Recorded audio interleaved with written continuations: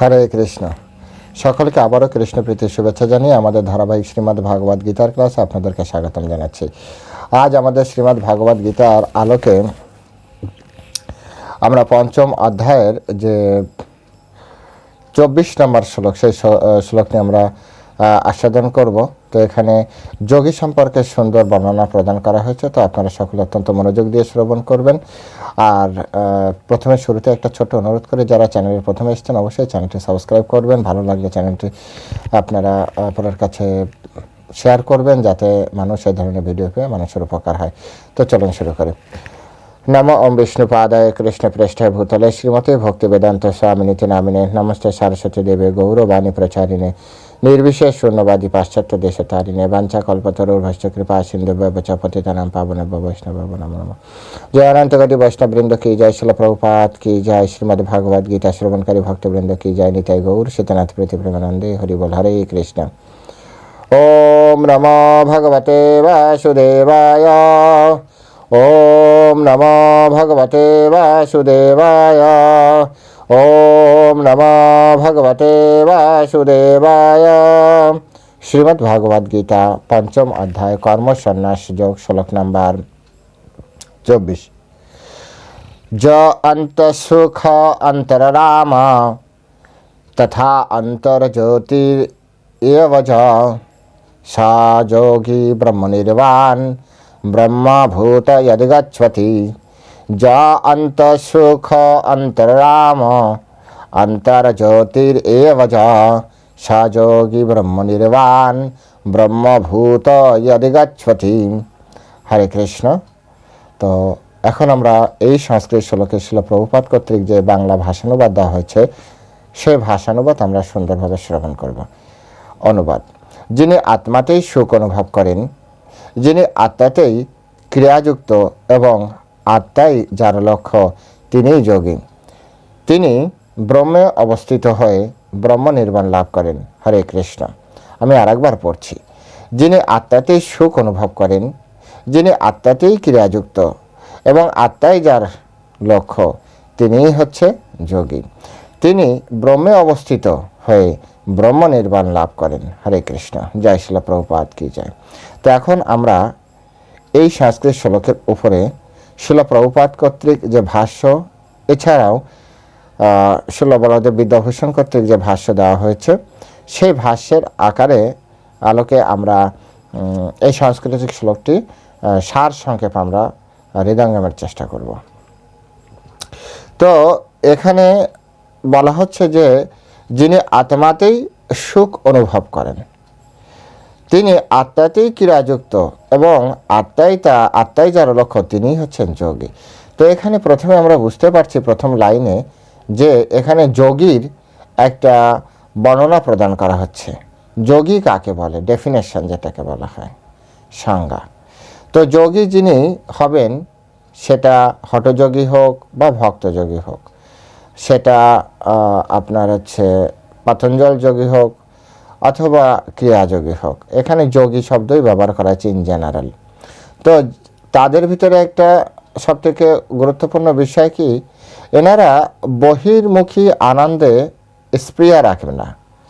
অর্থাৎ যে দু ধরনের সুখ এই জগতে পাওয়া যায়, একটা হচ্ছে ইন্দ্রিয় লব্ধ সুখ, আর একটা হচ্ছে আত্মানন্দ, আত্মা কর্তৃক যে গৃহীত সুখ। এই দু ধরনের সুখ এই জগতে আমরা প্রাপ্তি করতে পারি। তো এখন যোগীদের ক্ষেত্রে, যেহেতু যোগীদের সমস্ত ইন্দ্রিয়গুলি তার বশীভূত আছে, যে এর আগে যেগুলো আপনাদেরকে পরমেশ্বর ভগবান শ্রীকৃষ্ণ গীতার মাধ্যমে বলেছেন, সেহেতু যোগীগণ কখনো তার ইন্দ্রিয়ের ভোগের বিষয়ে বা ইন্দ্রিয়কে ব্যবহার করে এই জড়জগৎ থেকে তিনি সুখ অনুভব করার চেষ্টা করবেন না কখনো। তাই তার যে আনন্দ হবে, সেই আনন্দ হবে আত্মাতেই, আত্মার কারণেই, আত্মা দর্শনের মাধ্যমেই, এবং আত্মাতেই এক কথায় তিনি সুখ অনুভব করবেন। শিল প্রভুপাদ বলছেন, আত্মায় যে সুখ আস্বাদন করেনি, শিল প্রভুপাদের ভাষ্যমতে যে ব্যক্তি আত্মাতেই সুখ আস্বাদন করতে পারেনি এখনো, তারাই শুধুমাত্র এই অনিত্য সুখভোগের জন্য বাহ্যিক ক্রিয়াগুলি কিভাবে পরিত্যাগ করবে। যতক্ষণ পর্যন্ত না আত্মানন্দ আত্মারাম না হচ্ছে ততক্ষণ পর্যন্ত জড় সুখভোগ ত্যাগ করা হবে না। কারণ আমাদের যে আত্মা, এই আত্মা হচ্ছে চেতন আত্মা, সচ্চিত আনন্দের অংশ। তাই আনন্দ না পেয়ে, সুখ না পেয়ে এরা কখনো থাকতে পারে না। তাই সুখের অন্বেষণ সবসময় করবে, আনন্দের অন্বেষণ সবসময় করবে। আপনি যদি একটু খেয়াল করেন তাহলে আপনি দেখতে পারবেন এই জগতে যা কিছু বিজ্ঞানের নামে বা বিনোদনের নামে বা শিক্ষার নামে যা কিছু তৈরি করা হয়েছে আজ অবধি, এসবই কোনো না কোনোভাবে আত্মাকে বা আমাদেরকে আনন্দ প্রদানের জন্য, আপনাকে আনন্দ প্রদানের জন্য, নিজের আনন্দের জন্যই মানুষ ঘুরতে যাচ্ছে, নিজের আনন্দ প্রাপ্তির জন্যই মানুষ ঘর বানাচ্ছে, সুন্দর সোফা সেটে ঘুমাচ্ছে, এসি লাগাচ্ছে, সুন্দর সুন্দর বাতি লাগাচ্ছে, বড় বড় টিভি দেখছে, বড় বড় গাড়ি কিনছে, প্লেন কিনছে, প্লেনে চড়ছে, সমুদ্রের ভিতরে যাচ্ছে, সমুদ্রের উপরে যাচ্ছে, অন্তরিক্ষে যাচ্ছে। এর পিছনে শুধু একটাই কারণ, আনন্দ প্রাপ্তি। আপনি একটু খেয়াল করে দেখবেন, এর পিছনে একটাই কারণ, সেটি হচ্ছে আনন্দ প্রাপ্তি। বোঝা গিয়েছে কিনা? তো এখন কথা হচ্ছে, শিলা প্রভুপাদ এখানে মেনশন করছেন, যে ব্যক্তি আত্মা আনন্দ এখনো পায়নি, যে ব্যক্তি আত্মায় এখনো আনন্দ পায়নি, তাদের ক্ষেত্রে এই ধরনের সুখ ভোগ ত্যাগ করা অসম্ভব। যতক্ষণ না পর্যন্ত একজন ব্যক্তি আত্মরাম না হবে, আত্মায় আনন্দ না পাবে, ততক্ষণ তার ঘোরাঘুরি বন্ধ হবে না। মানুষ তীর্থ ভ্রমণের নামে, আমরা তো দেখছি আমাদের সামনে মায়াপুরে 95% ধরুন, 95% লোক শুধু আসে ঘুরতে। প্রভু, এখানে কি দেখার আছে? এটা আমার ব্যক্তিগত এক্সপেরিয়েন্স থেকে বলছি, কোনো গল্প নয়। প্রয়োজনে আপনি আমার সাথে এসে থেকে দেখুন। মায়াপুর বৃন্দাবনে বর্তমান এই তীর্থক্ষেত্রকে পর্যটন কেন্দ্র হিসেবে ঘোষণা করার পরে মানুষের মেন্টালিটি চেঞ্জ হয়ে গেছে। আমি তো মাঝে মাঝে এভাবে চিন্তা করি, আমি জীবনে কখনো ছোটোবেলা থেকে আজ অবধি দেখিনি, আপনারা দেখেছেন কিনা বলবেন, কমেন্ট সেকশনে লিখবেন। কোনো মুসলিমকে কখনো আপনি মসজিদে ঘুরতে যেতে দেখেছেন? কোনো খ্রিস্টানকে আপনি চার্চে ঘুরতে যেতে দেখেছেন? কিন্তু একমাত্র বাঙালিরা আসে, হিন্দুরা আসে মন্দিরে ঘুরতে। এই প্রথম আমি দেখছি, বেড়াতে এসছে, মন্দিরে এসছে, তীর্থে এসেছে, বাচ্চাদের জন্য ব্যাডমিন্টন বল, ক্রিকেটের ব্যাট নিয়ে এসেছে, লুডো নিয়ে এসেছে, অনেক সময় তো তারা প্লেয়িং কার্ড, তাস নিয়ে আসে। আমার নিজেও চোখে দর্শন করেছি। কি মনে হয় আপনাদের? এই ব্যক্তিগুলো কোথায় এসছে জানেই না। অ্যাকচুয়ালি যেটা মূল আলোচ্য বিষয়, সেটা হচ্ছে আনন্দের জন্য এসছে। ইন্দ্রিয় সুখ, কিসের ইন্দ্রিয় সুখ? দর্শন ইন্দ্রিয়ের ইন্দ্রিয় সুখ উপভোগের জন্য এসেছে। সে আনন্দ চায়, আনন্দ করতে এসছে। নাচবে, খাবে, চলে যাবে। দীঘা চলছে কিসের উপরে? আনন্দের উপরে। পার্কগুলো চলছে কিসের উপরে? আনন্দের উপরে। ক্যাসিনো চলছে কিসের উপরে? আনন্দের উপরে। আরও তো কত কত জায়গা রয়েছে শুধু আনন্দের উপরে, আনন্দের উপরে এগুলো চলছে। মানুষ সে তার ব্যক্তিগত জীবনে আনন্দ খুঁজে পাচ্ছে না, তাই সে বিভিন্ন জায়গায় ছুটছে একটু সুখের জন্য, একটু আনন্দের জন্য। কিন্তু এই আনন্দ ফ্রিতে পাওয়া যায়। শুধুমাত্র যদি কেউ কৃষ্ণ ভাবনামৃত হয়ে যায়, শুধুমাত্র কেউ যদি কৃষ্ণ ভাবনামৃত হয়ে যায়, তবে সে পরমানন্দ লাভ করবে। এই কথা মানুষ ভুলে গিয়েছে। ভক্তদের ক্ষেত্রেও আমরা দেখেছি ছুটছে, এ তীর্থ থেকে ও তীর্থ ছুটছে, ক্ষুধা মিটছে না। তাদেরকে যদি প্রশ্ন করা হয়, তারা একটা সুন্দর কথা বলবে, চৈতন্য চরিতামৃত জ্ঞানী তো, গৌর আমার যেসব স্থান করিল ভ্রমণ রঙ্গে, সেসব স্থান হেরিব আমি প্রণয়ী ভক্ত সঙ্গে। প্রণয়ী ভক্তের সাথে সেই সব স্থানগুলো ঘুরতে বলেছে। গৌরাঙ্গ মহাপ্রভু যেসব স্থানে গিয়েছেন সেসব কতবার যাবেন আপনি? কতবার যাবেন? তপস্যা এক জায়গায় বসে করতে হয়। পৃথিবীতে কোনো বড় তপস্বী এত ঘোরেনি।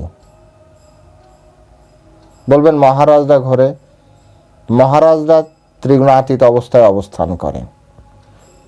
মহারাজদের সম্পর্কে এইরকম বলা আছে, নিজ কার্য নাই তবু যায় পরে ঘর। তারা নিজের ঘোরার জন্য যায় না, তারা সেই সকল ভক্তদের নিয়ে ট্যুর করে যাদের ভিতরে কৃষ্ণ চেতনা পূর্ণরূপে দৃঢ় হয়নি, কিন্তু যাদের ভিতরে দৃঢ় হয়ে গিয়েছে। আপনারা চুপ করে বসেন।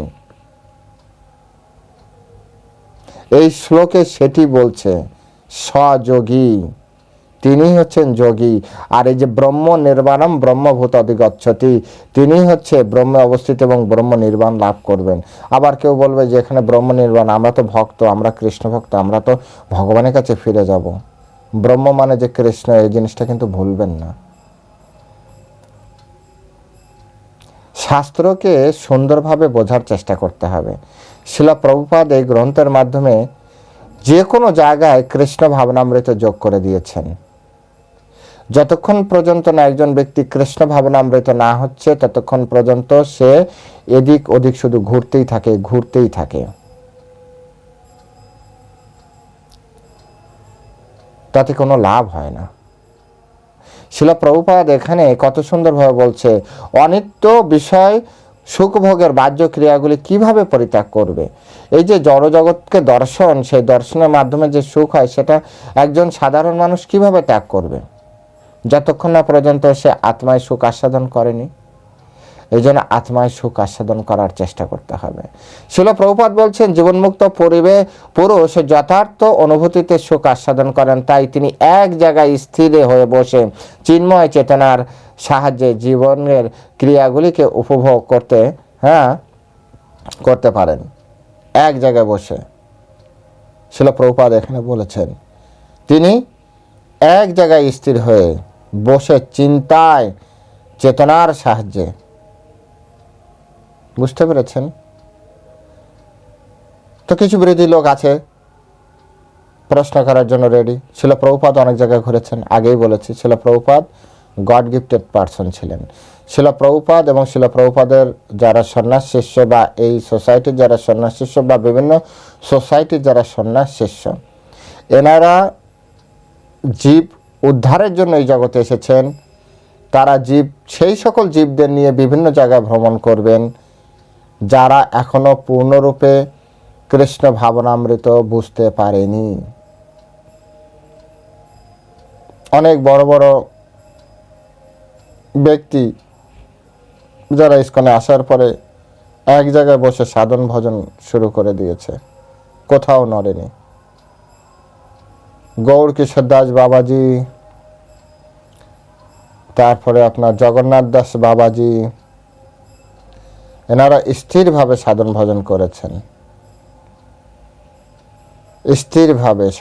করেছেন, গোস্বামী বৃন্দগণের ভিতরে সনাতন গোস্বামী, রূপ গোস্বামী, লোকনাথ গোস্বামী, এনা ব্রজের বাইরে কখনো যাননি। অর্থাৎ একটা ধামে আসার আগ পর্যন্ত একজন মানুষ কতক্ষণ ঘর পাল্টায় জানেন? যতক্ষণ পর্যন্ত তার নিজের ঘর তৈরি না করে।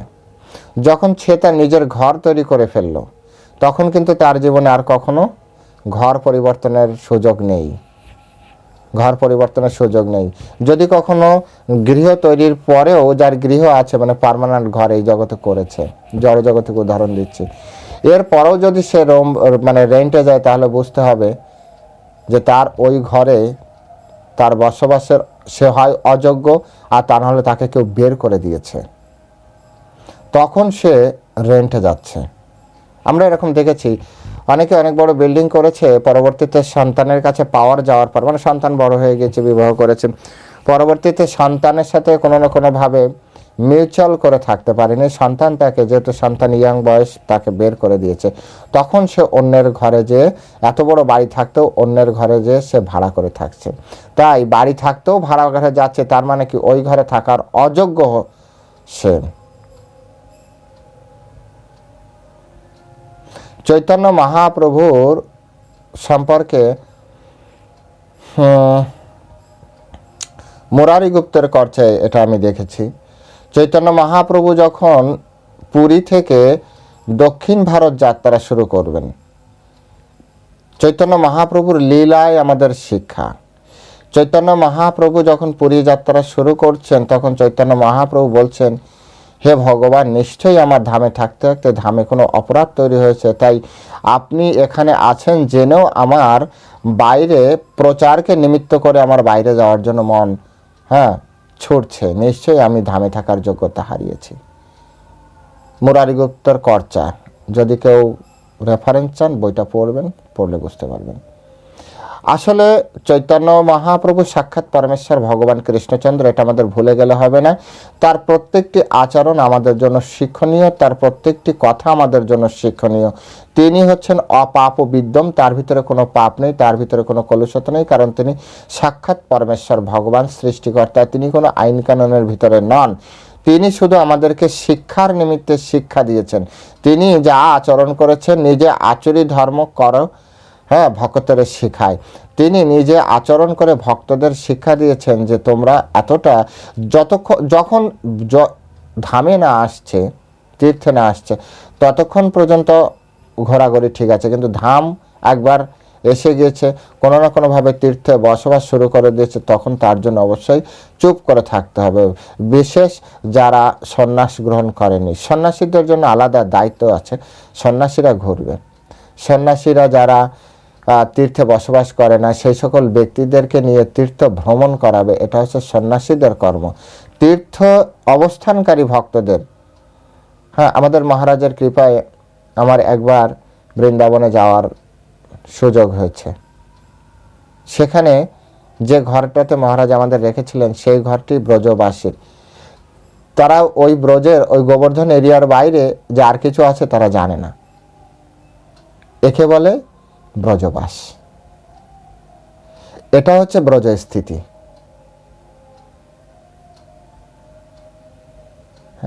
এটা হচ্ছে ব্রজ স্থিতি। আর ইনি হচ্ছেন যোগী। এখানে সেই কথাটি বলেছেন, जो अंतसुख अंतराम तथा अंतर्ज्योतिर एव च सयोगी ब्रह्म निर्वाण ব্রহ্মভূত অধিগচ্ছতি। যিনি আত্মাতেই সুখ অনুভব করেন, ওখানেই ওনার সুখ, ওনার ঠাকুরজি আছে ওখানে। কিন্তু আমার আপনার কেউ নেই, তাই আমরা এ ঘর থেকে ও ঘর, ও ঘর থেকে ও ঘর ছুটছি আমার কাউকে দেওয়ার, মানে খোঁজার জন্য। শিল প্রভুপাদ তাই বলেছেন, যিনি যোগী পুরুষ, যিনি জীবনমুক্ত পুরুষ, যিনি তার অনুভূতিতে, যথার্থ অনুভূতিতে সুখ আস্বাদন করেছেন, তিনি এক জায়গায় স্থির হয়ে চিন্ময় চেতনার সাহায্যে জীবনের ক্রিয়াগুলিকে উপভোগ করতে পারেন। এই ধরনের মুক্ত পুরুষ কখনোই বাহ্য জাগতিক সুখের আকাঙ্ক্ষা করেন না। এই জড়জগতে বিভিন্ন ধরনের সুখ আছে, সেই সুখের আশা তার ভিতরে নেই, সেই সুখের আশা তার ভিতরে নেই।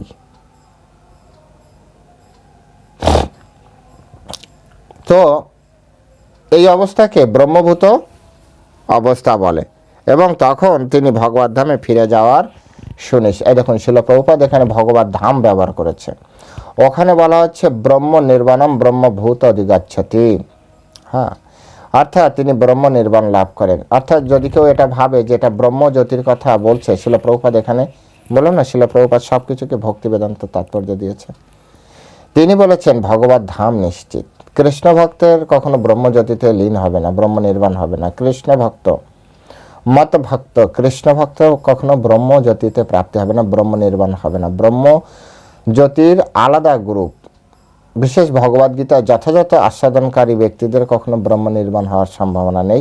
এখানে হ্যাঁ, ব্রহ্ম নির্বাণ, ব্রহ্মজ্যোতি নির্বাণ হওয়ার সম্ভাবনা নেই। ব্রহ্ম নির্বাণ মানে এখানে ভগবত ধাম, কৃষ্ণের লোক, যেটা কৃষ্ণ ভক্তরা অন্তকালে চ মামেব স্মরণোন্মুক্ত কলেবরম য প্রয়াতি সমদ্ভাবম ইয়াতি নাস্তি অত্র সংশয়।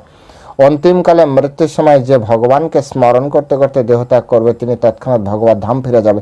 এখানে সেই ব্রহ্মভূত অধিগচ্ছতি, সেই গচ্ছতির কথা বলা হচ্ছে, অর্থাৎ সে ভগবত ধাম ফিরে যাবে। তাই আমাদেরকে সুন্দরভাবে বুঝতে হবে যে এই জড় ইন্দ্রিয়ের মাধ্যমে যে ইন্দ্রিয় সুখ, এটা হচ্ছে অনিত্য। আর এই অনিত্য বিষয়ের প্রতি কখনো কোনো জ্ঞানী ব্যক্তি, কোনো বিবেকবান ব্যক্তি কখনো আকৃষ্ট হয় না। এখন সুখ তো দরকার, তো জড় সুখ পাবে না, তো তাহলে তার বিপরীত কি আছে? আত্মসুখ। তাই বলছে অন্তর আর আত্মা।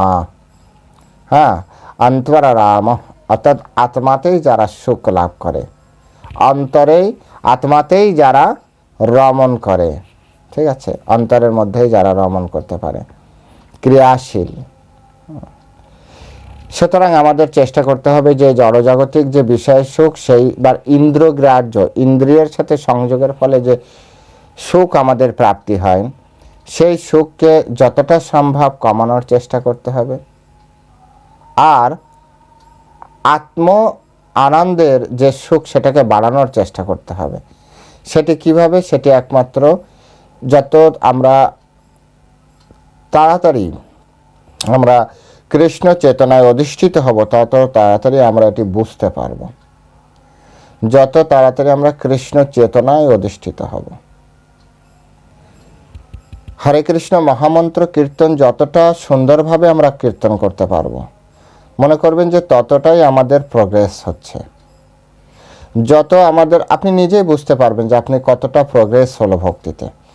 আপনি যদি যখন হরে কৃষ্ণ মহামন্ত্র কীর্তন করছেন, তখন যদি আপনার মন বিভিন্ন দিকে ছুটছে, তো মনে করছেন যে আপনার ভগবান কেবল শুরু হলো। কিন্তু আপনি ধীরে ধীরে প্র্যাকটিস করতে করতে দেখবেন যে আপনি যখন হরে কৃষ্ণ মহামন্ত্র কীর্তন করছেন, তখন আপনি হরে কৃষ্ণ মহামন্ত্রটা শুনতে পাচ্ছেন। কিছুকাল এরকম করতে করতে দেখবেন শুধু আপনি হরে কৃষ্ণ মহামন্ত্র কীর্তন করছেন, শুধু এই জগতে যতই সাউন্ড হোক না কেন, আপনি শুধু ওই হরে কৃষ্ণ মহামন্ত্র কীর্তনটিই শুনছেন। তো মনে করবেন যে আপনার আরও বেশি ডেভেলপড হলো। এইবার এটা দীর্ঘদিন ধরে করতে হবে, এই অবস্থাটা অনেকটা দিন চলবে। এরপরে যে শাস্ত্রে যেটা বর্ণন করা আছে, এরপরে যখন আপনি আরও নিষ্ঠা দিবেন, তখন ধীরে ধীরে আপনি যখন হরে কৃষ্ণ মহামন্ত্র কীর্তন করবেন, তখন আপনি বসে থাকবেন তো ধরুন আপনার বাড়িতে বা আপনার মন্দিরের ভিতরে, কিন্তু আপনি তৎক্ষণাৎ ব্রজে চলে যাবেন এবং ব্রজে যেয়ে ব্রজকে আপনি দর্শন করতে পারবেন এবং কৃষ্ণের সেবায় নিজেকে যুক্ত করতে পারবেন। তাই বলা হচ্ছে যে কৃষ্ণ নাম হইতে হবে সংসারের তারণ, কৃষ্ণ নাম হইতে পাবে শ্রীকৃষ্ণের চরণ। এই শ্রীকৃষ্ণের চরণ আপনি কৃষ্ণ নাম হতে পাবেন। তো অত্যন্ত আন্তরিকতার সাথে হরে কৃষ্ণ মহামন্ত্র কীর্তন করুন। আর ইন্দ্রিয় সুখ যেটা, সেটাকে যতটা পারেন কম করার অভ্যাস করুন এবং উন্নততর রস আস্বাদনের চেষ্টা করুন। রসবর্জম রসপশ্য পরম দৃষ্টা নিবর্তাতে, অর্থাৎ আপনি যখন উন্নততর রস আস্বাদন করবেন, তখন ধীরে ধীরে আপনার অনুন্নততর রসের প্রতি আকর্ষণ কমতে থাকবে। তাই উন্নততর রস কিভাবে আস্বাদন করা যায়? মচ্চিত্তা মদগত প্রাণা বদয়ন্তশ্চ পরস্পরম কথয়ন্তশ্চ মাম নিত্বাম তুষ্বন্তি চা রমন্তি চা। যারা আমার ভক্তদের মতো, ভক্তদের মধ্যে যারা মানে কারা? মচ্চিত্ত মদগত প্রাণা, অর্থাৎ যাদের চিত্ত, হ্যাঁ মচ্চিত্ত, আমার প্রতি যাদের মানে চিত্ত আমাতে স্থির, অর্থাৎ মন ভগবানে লেগে গিয়েছে। মদগত প্রাণা, যারা ভগবানকে ছাড়া আর কিছু বোঝে না, মদগত প্রাণা, আমি তাদের প্রাণ। হ্যাঁ, মনে হয় যে তারা হচ্ছে খাঁচা, আমি হচ্ছি তাদের প্রাণ পাখি, আমি বেরিয়ে গেলেই তারা শেষ। এইরকম সিচুয়েশন যাদের, মদগত প্রাণা, এই ধরনের ব্যক্তি, বোধায়ন্তশ্চ পরস্পরম, তারা একে অপরের সাথে ভগবানের বিষয়ে আলাপ করে। কথয়ন্তশ্চ মামনি ত্বাম, তারা একে অপরের সাথে আমার বিষয়ে আলোচনা করে, কথা বলে, দেখা হলেই। তুষ্বন্তি চ, তুষ্টি প্রাপ্তি করে। রমন্তি চ, নিত্য তুষ্ট, নিত্য শান্তি এবং পরমানন্দ লাভ করে। পরমানন্দ অর্থাৎ কৃষ্ণ কথায় পরমানন্দ আছে, পরমানন্দ আছে কৃষ্ণ কথা। এই সারাদিন পরে, হ্যাঁ, এখানে আমি যে এসে আবার এই যে কথা বলি, এটা যদি সত্যি আনন্দ না থাকতো, একটা মানুষ আমি পারতাম না, সত্যি বলছি আমি পারতাম না, বা অন্য কেউই পারতো না। যারা এই কাজগুলি করছে, কৃষ্ণের সাথে যারা যুক্ত আছে, তারা যদি আনন্দ না পেত, তাহলে তারা পারতো না।